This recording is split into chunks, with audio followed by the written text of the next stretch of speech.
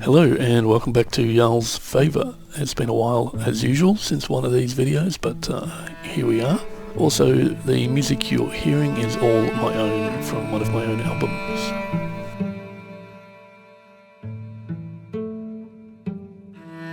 And since the last video there's been quite a lot of changes, so let's dig right into it. The first one we can see is quite obvious, is I've put the weather back into this build. I took what I designed in the conceptual build based off ultra dynamic sky and then putting a second snow layer in and then building a survival temperature system around it, and applying those materials and functions to just about every object.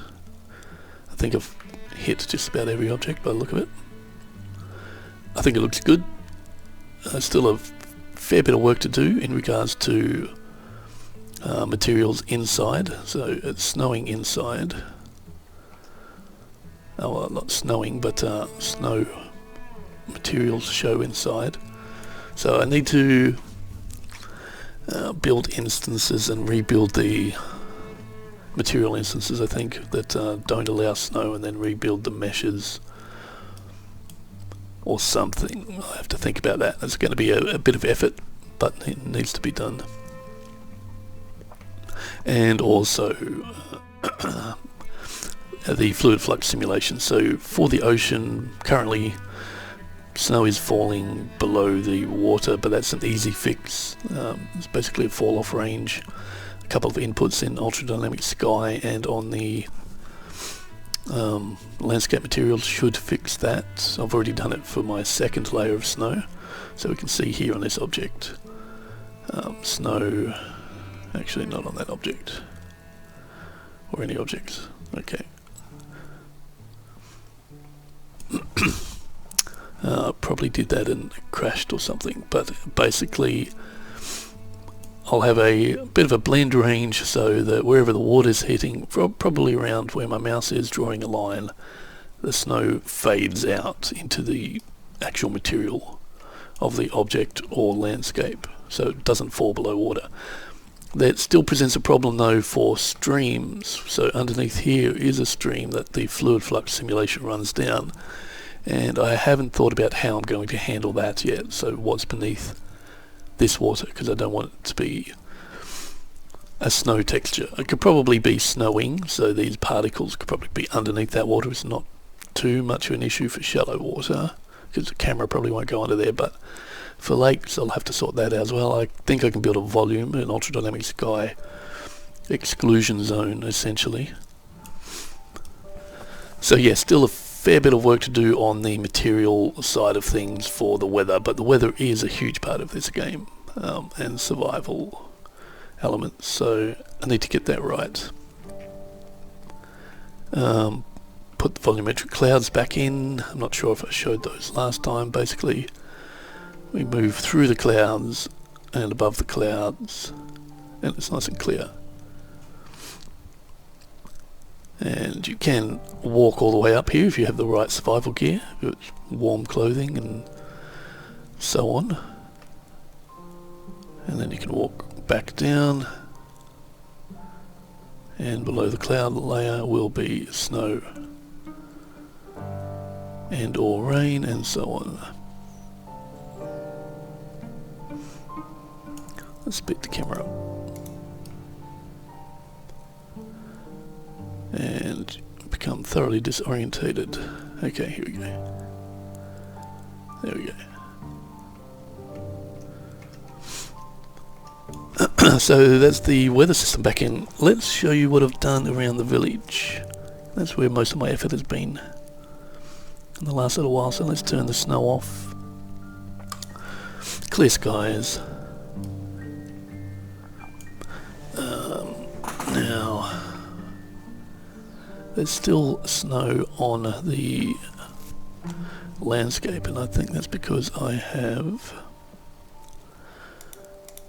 turned or set a default just for testing purposes in one of my material functions, a material parameter controller, which will be, should be in here. Material functions, material parameter collections, NPC weather controls, and default value for snow is 0. There we go. This function here, my random weather system, changes this over time, slowly increments or decreases the value. I just set it at 1 for testing.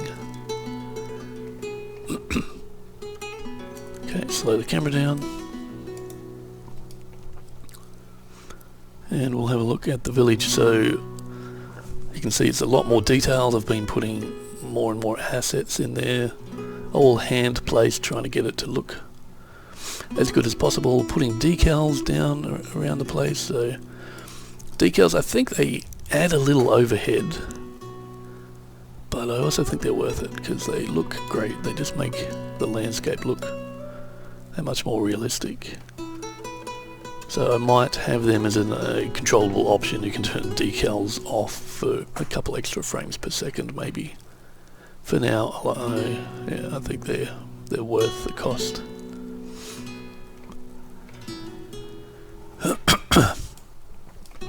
Yeah, so I've just been detail after detail after detail, painting different sections of the landscape, tiny areas just to blend, you know, these little grass bits underneath the tree and moss. More and more trees, another decal from where the cart would circle around to come in and out of town. These ivy splines are everywhere, as you can see, and more here. More here. Gardens.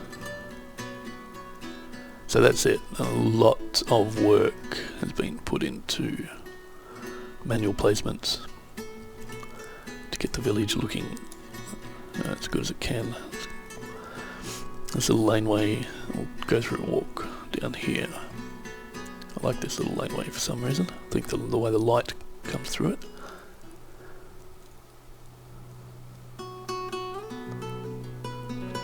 Then we can turn into village proper. See some of these decals.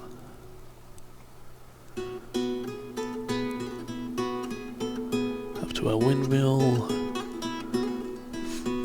Our pigsty over here, and so on and so on. I did have an issue. I had painted a very large amount of foliage around here, bushes, so it looked a lot better, but for some reason that layer keeps disappearing, so there's a problem.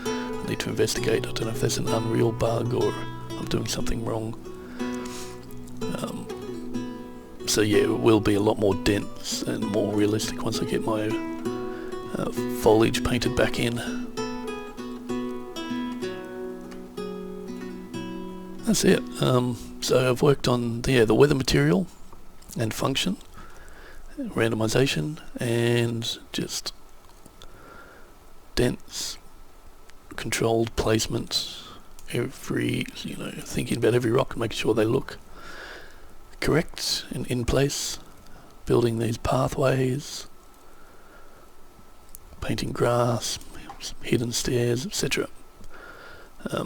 It's a lot of effort, mostly because Unreal likes to crash. As we can see up here, I'm really pushing the limits. I'm way over budget for video memory. I'm not too concerned about that, so I do have to run an optimization pass on the build soon.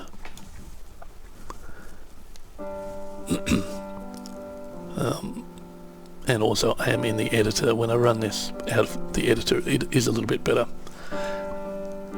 Now if we play from here, you'll see the weather will be randomized, so I don't know what time of day or what weather state it will be. That's how the game will, for the most part, start. It'll remember, if you save your game, it'll remember what the weather state was, but otherwise it randomizes through a system. And what have we got?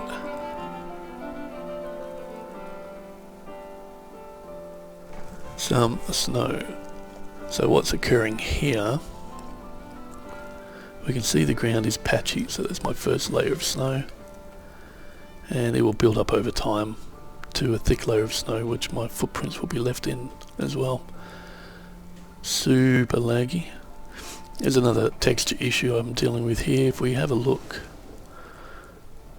at this wheat, we can see some of it's white or frosted, some of it's not. If we have a look around this side, none of it is, so another little texture problem I need to fix up. I think that's to do with, I just have to rotate it 90 degrees perhaps, somehow. I don't know how to do that yet, but something I will learn soon enough.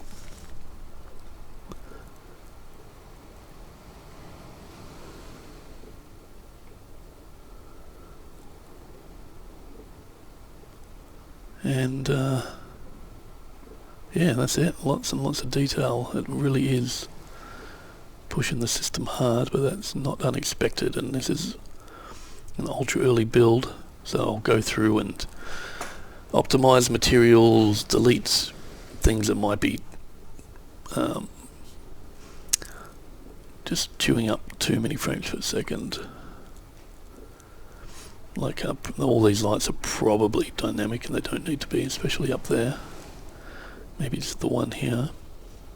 As we can see, my frame rate is dropping down to about 10 frames per second here, almost uncontrollable. I have put a bit of physics on some doors. I was going to have a physics-based door system, but I think it's too much room for error. So I'm going to need to change that to a hold E to open door or some sort of interaction, I think. Frame gets a little bit better when I move away from all those objects in town. And we can see the snow is starting to thicken up on the ground here. Move away from that patchiness. That's how it builds over time. And it does the same in reverse when it stops snowing.